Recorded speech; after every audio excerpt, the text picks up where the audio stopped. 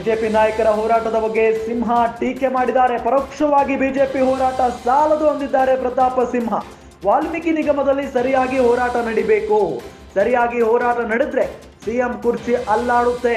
CM ಕುರ್ಚಿ ಅಲ್ಲಾಡುತ್ತೆ ಅಂದಿದ್ದಾರೆ ಮಾಜಿ MP ಪ್ರತಾಪ ಸಿಂಹ. ಇದೇ ಕಾರಣಕ್ಕಾಗಿ ನಾವು ಪಾದಯಾತ್ರೆ ಮಾಡ್ತಾ ಇದ್ದೇವೆ. ಸೆಪ್ಟೆಂಬರ್ 17ಕ್ಕೆ ವಾಲ್ಮೀಕಿ ಹಗರಣ ವಿಚಾರದಲ್ಲಿ ಪಾದಯಾತ್ರೆ ಇದೆ. ಬೆಳಗಾವಿಯಲ್ಲಿ ನಡೆದಿದ್ದು ಬಿಜೆಪಿ ಅತೃಪ್ತರ ಸಭೆಯಲ್ಲ, ಅದು ಬಿಜೆಪಿಯ ಬಂಡಾಯಗಾರರ ಸಭೆಯೂ ಅಲ್ಲ. ಜನಪ್ರಿಯ ನೇತಾರ ಯತ್ನಾಳ್ ನೇತೃತ್ವದಲ್ಲಿ ನಡೆದಂತಹ ಸಭೆ. ಯತ್ನಾಳ್ ಪರ ಬ್ಯಾಟ್ ಬೀಸಿದ್ದಾರೆ ಮಾಜಿ ಸಂಸದ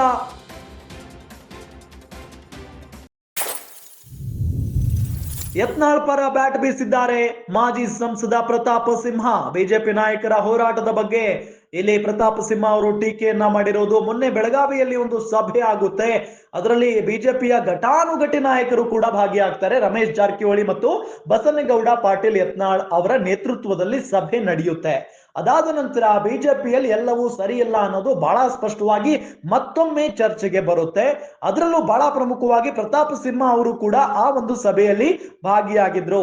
ಅತೃಪ್ತರ ಒಂದು ಸಭೆ, ಬಂಡಾಯಗಾರರ ಸಭೆ ಅಂತೆಲ್ಲ ಹೇಳಿಕೆಯನ್ನ ಕೊಡ್ಲಾಗ್ತಾ ಇತ್ತು. ಆದ್ರೆ ಇದೇ ವಿಚಾರಕ್ಕೆ ಸಂಬಂಧಪಟ್ಟಂತೆ ಪ್ರತಾಪ ಸಿಂಹ ಅವರು ಟೀಕೆ ಮಾಡಿದ್ದಾರೆ. ವಾಲ್ಮೀಕಿ ನಿಗಮದಲ್ಲಿ ಸರಿಯಾಗಿ ಹೋರಾಟ ನಡಿಬೇಕು. ವಾಲ್ಮೀಕಿ ಹಗರಣದ ವಿಚಾರಕ್ಕೆ ಸಂಬಂಧಪಟ್ಟಂತೆ ಸರಿಯಾದಂತಹ ಹೋರಾಟ ನಡಿಬೇಕು.